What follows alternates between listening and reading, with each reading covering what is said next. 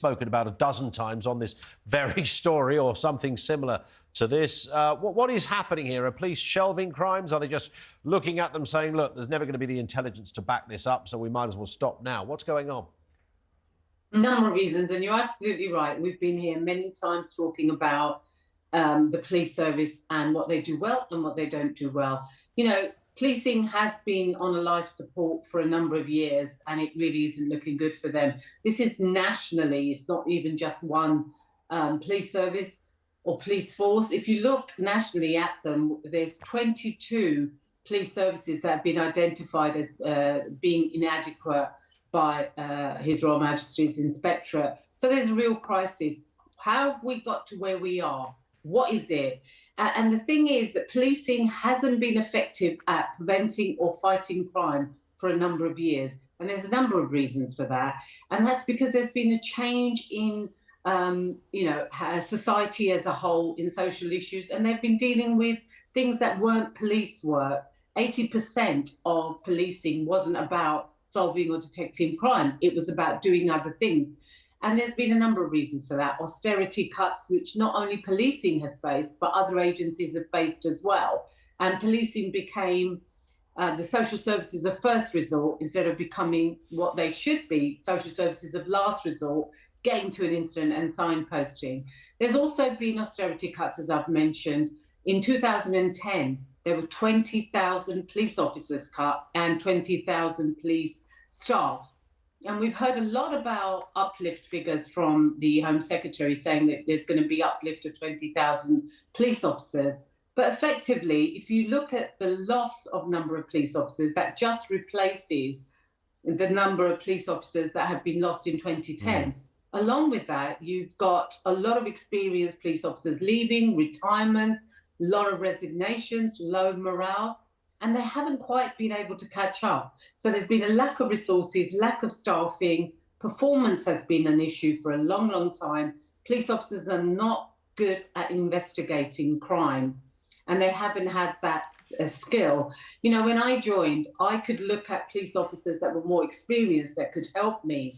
Now you have a generation of inexperienced police officers who are on the front line, who are trying to deal with everything, and they just don't have the experience and the skill to be able to do it. Yeah. The crime, you know, how crime has changed, technology's changed. There's more cyber crime, environmental crime, immigration, obviously, you know, immigration crime as well. So all those factors make a compound effect, which then is leading to this. This isn't new. Why is nobody able to get a handle on this? When I speak to police officers, speak to a lot of Police Federation members and the like. You're absolutely right, because the government now boast, and I remember Priti Patel sitting in front of 1,000 officers at a Federation conference, you know, bragging almost about how, you know, we're nearly up to the 20,000 replacement, almost forgetting that it was under her government that they lost those numbers. Yeah. I think they were up to about 14 at that point. But of course, as many people in the audience were willing to point out, you lost 20,000 experienced officers. You replaced them with 20,000 just by definition. You know, good luck to rookie cops, etc. But with no experience at all, by definition of just joining the job. As you will be aware, Nusrit, huge shortage of detectives as well, which is an area of deep concern for the police. You put all that together, and it's a recipe for the very stats we're reading out here this morning. What I can't get my head around is why no Home Secretary... I asked Priti Patel at the time, what is your greatest contribution to policing? And she didn't have an answer. She didn't know how to answer the question.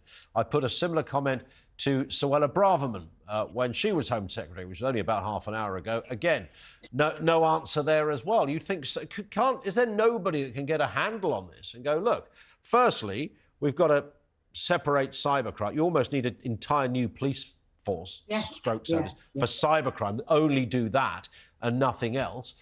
No Home Secretary, and they are, after all, the top of the pile on this, seems to be able to get their head around everything you've just described, which I think every one of your colleagues and former colleagues would agree with.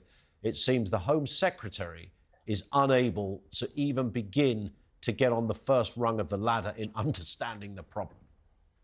Well, I mean, but part of the factor has been compounded by our Home Secretary, as you said, that left very recently. One of the things she said in August, which I remember, was that police officers will go to, will follow every lead and will go to every burglary and will investigate every shoplifting. It was unrealistic. She set up policing to fail, and they can't have a handle on it because they don't understand that policing is a system.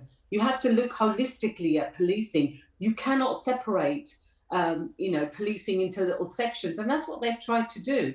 Hence the reality that we're facing. Look, you have to acknowledge that policing is in crisis, and with these figures now, because you're letting down people, at the end of these figures are people that have been let down with not being investigated on violence against a person, rape convictions. We don't even get into the criminal justice system. They don't even get charged.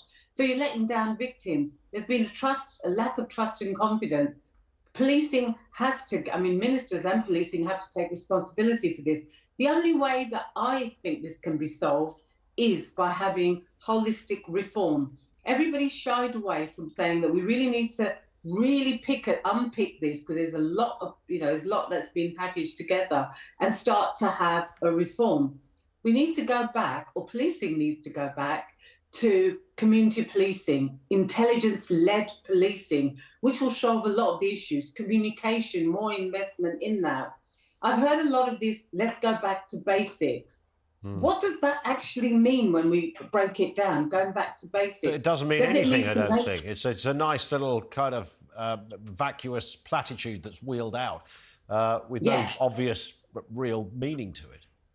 No. And I think what, for me, if back to basics is, if you put a definition on it, for me, if it means community policing, intelligence-led policing, and building better relations with communities to get that trust and confidence. Because once you do that, you will get the intelligence that you need to be able to solve some of these. We've looked at investigation skills. We've talked about those. People just don't have those investigation skills.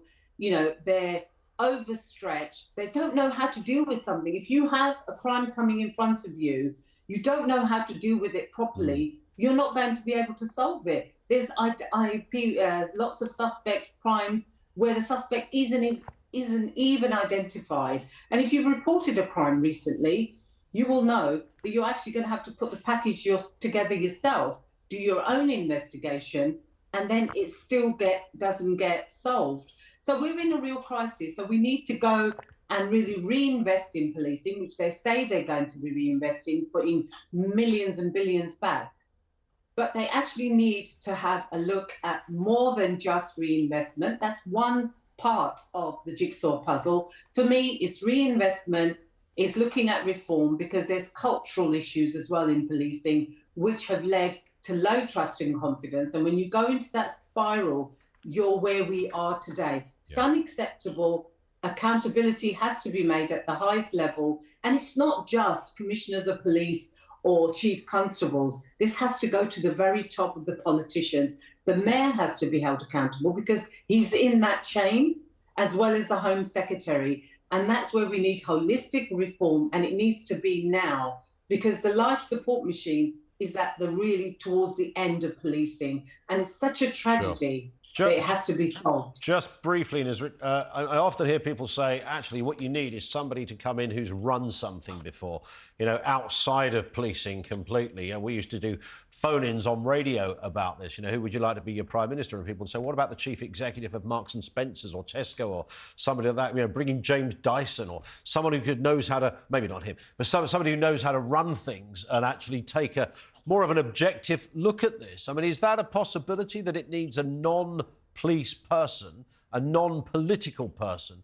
to come in and bring all this thing together? Well, when the Commissioner of Metropolitan Police Service was appointed, I would like to have seen an independent person, because I agree with you. You don't need experience of policing to deal with this, because you've got people that have got that experience. You need somebody who's quite robust to come and deal with it. It's not only the crisis that we've talked about, there's a cultural crisis as well here. All right, Somebody needs to get a grip of that.